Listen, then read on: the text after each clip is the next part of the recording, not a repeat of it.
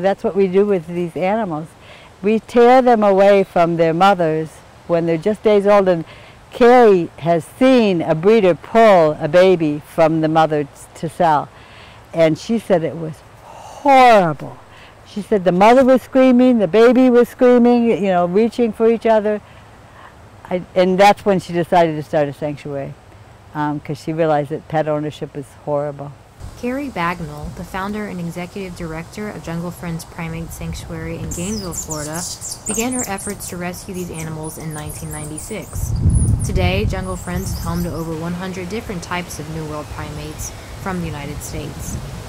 The monkeys that are the important part of Jungle Friends. These poor monkeys came to Jungle Friends mostly as expats. About a quarter of them, or about maybe 30 or so monkeys, were lab animals. You know, they were in little cages in a lab as experiments for most of their lives. Chucky! And it was, you know, day in and day out boring. Monkeys are very intelligent, way too intelligent to be confined to a little cage. Jungle Friends is more than just an animal sanctuary. It's a place for the primates to come and monkey around.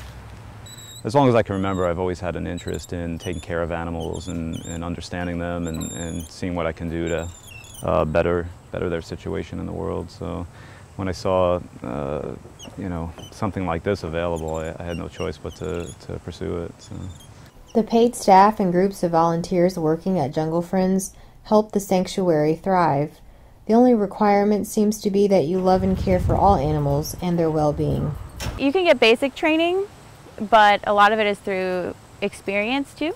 Working with primates is kind of hard, you know, because they have fingers and a lot of other animals don't. So if you're a little too close to the cage and you get your hair pulled, you learn pretty quickly. A lot of these monkeys have just, you know, mental problems because of how they were raised. They weren't raised as monkeys, so when they get here, they have diabetes. And I think one of the worst things that I've seen, one of our monkeys, Wendell, has diabetes, and he bit his toes off because of the neuropathy, and it was all because of his poor diet from wherever he was before, because he was a pet.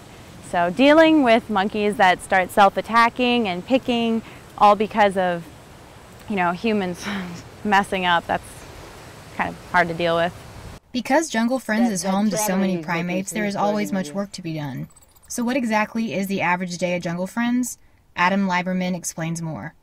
I'm a caretaker, so I do a lot of the functions that Nicole would do. I get up very early, sometimes around 6:30. We prepare the diets for all of them in the morning. We distribute them shortly thereafter. Then we clean and we set up for afternoon chores, which would include either cleaning out a habitat. Inside, if you look inside the habitats, you'll see props that lead to what we call runways, which is where they can stroll in and out between habitats. And so we'll do some repropping, or prepare some other things for the afternoon, like for example, I do some landscaping here as well. Jungle Friends is funded and mostly supported by donations and a few grants. But the mission here isn't the money, it's the monkeys. Okay. Good boy, Udi.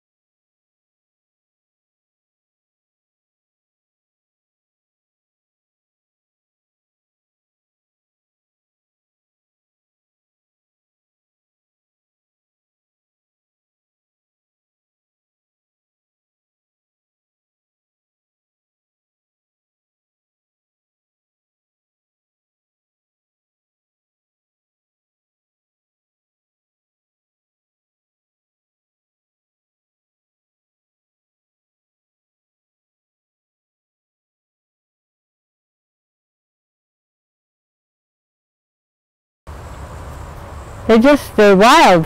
They can't be in somebody's house. They don't want to hear no. They don't want to hear that they can't do something. And they don't train. You can't train them because they don't want to be told what to do.